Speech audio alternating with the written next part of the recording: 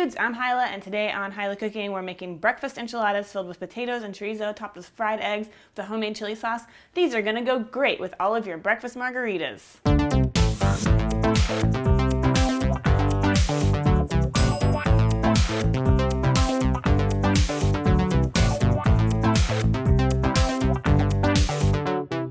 All right, numero uno, that means number one in Spanish. We're gonna make our chili sauce. So I've got here a couple of dried pasilla chilies. They're pretty sweet and tasty and delicious. I'm just gonna break the stems off, and I've already given them a little rinse just to get any like dust or pesticide residue or anything like that off of them since they're not organic. Sorry, Jesus.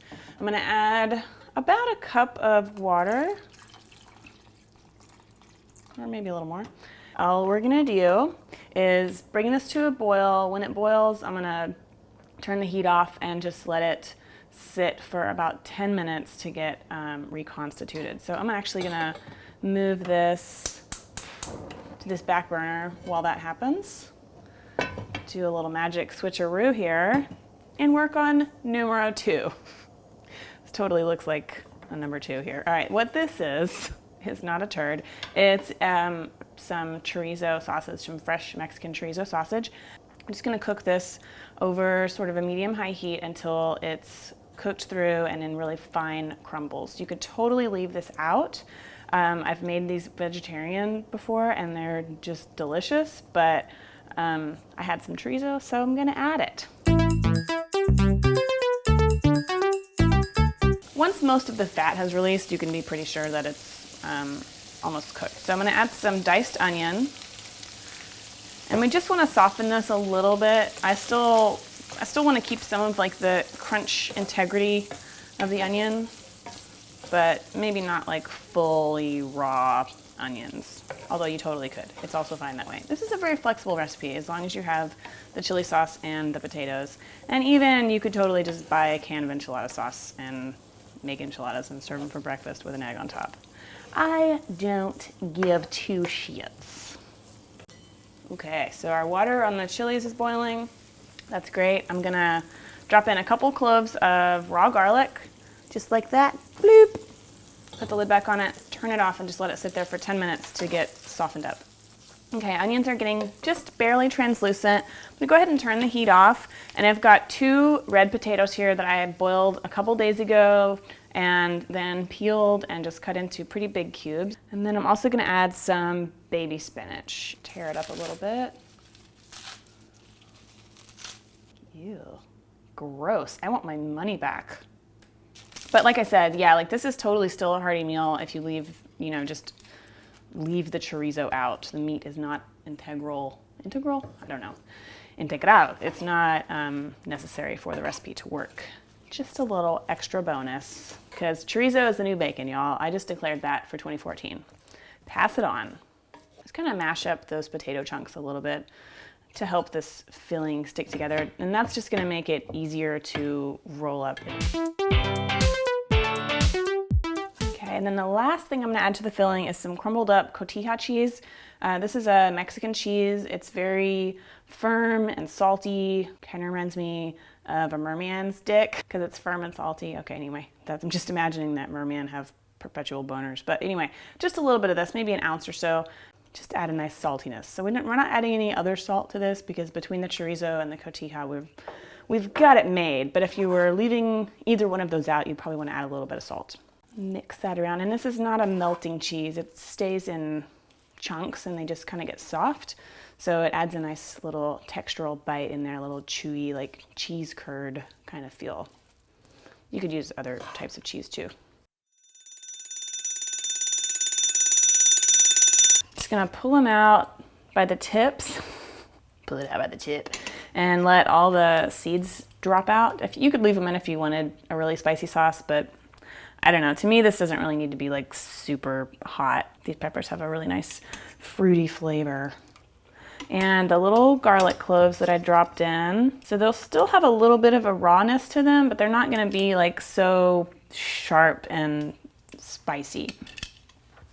So I'm gonna add, to start with, about a half a cup of this soaking liquid. And that's why I rinsed these peppers off first, because you want to be able to use this liquid, but not if it's full of weird, gross shit. Just jizz it around. Important safety note, when you're blending hot things in a blender, pressure builds up and the lid can blow off. So make sure that you allow it to like vent just by sort of leaving a little thing like that. Or if you don't have like a little cap, you can just cover the blender with like a towel or something doubled up so you don't splatter your hand with hot liquid. Okay, safety lesson over.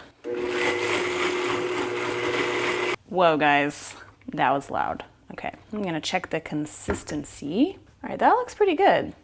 Smells delicioso. I'm gonna add a little bit of salt, maybe a 1/4 teaspoon or so. And that's it, our sauce is done. So, you can get rid of this. Magically, it goes over there. And then for the enchilada part, I've got some corn tortillas. Typically, or traditionally, they're sort of like warmed up and softened in some warm oil before you roll the enchiladas. I have a cheater white girl method, and I'm just gonna actually spray them with a little bit of spray oil.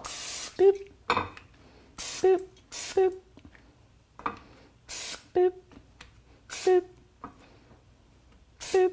And then stick them in the microwave for about 30 seconds and you will see how beautifully pliable they become. Okay, so see, these are nice and hot and soft. You know, your mileage may vary. You might need to put them in for a little bit longer, 60 seconds or so, but looks good to me. So we're gonna put a little bit of our sauce down here. And then you just wanna like dredge each tortilla in a little bit of this sauce. It's gonna be a little bit messy. Don't wear your best shirt. A couple tablespoons of your filling.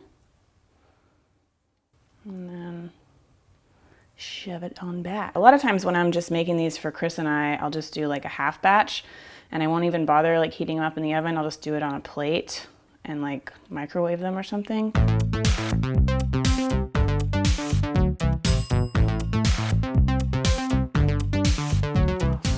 So this last one, you gotta do a little maneuvering, a little Houdini-ing to get it covered, but you can do it. I promise you'll manage. All right, muy bien. Now I'm just gonna pour the rest of the sauce over the top. Well, maybe save a little bit back because it looks really pretty when you top it with the egg. You can add a little bit more sauce on top of the egg too. Okay, gorgeous. All right, I'm gonna put this in the oven. Really just until I have some eggs fried or poached or however you wanna do them. And bonus video recipe tip, how to fry an egg in a cast iron skillet. You have to use butter. Do not screw around with oil and frying eggs in a cast iron skillet. I have no idea why it doesn't work, but it doesn't work. You have to use butter. I'm sure I'm gonna get a million comments telling me I'm totally wrong, but in my kitchen, I have to use butter or the eggs just stick and they make a huge mess. I'm heating this up over pretty high heat. I'm gonna let this butter it'll get a little foamy and then the foam will subside. Don't let me down, butter. Do what I said that you'll do. Okay, I think that's hot enough. It's sort of popping and stuff. It's maybe almost about to turn brown. That's good. So if you put it in and it starts popping like that, that's good. It means you're probably not gonna have your eggs stick to the pan. It also means you're probably gonna get some little crusty brown bits, which I personally like, but if you don't, then you might wanna try poaching your eggs or not using a cast iron skillet. And just kinda shimmy it. The handle will get hot eventually if you're frying a bunch of eggs, so you know, don't have to be like me and be all stupid. Turn the heat down if it's popping too much. So that looks good. The bottom's all set, white. Get it moving like this. And then, boop, like that.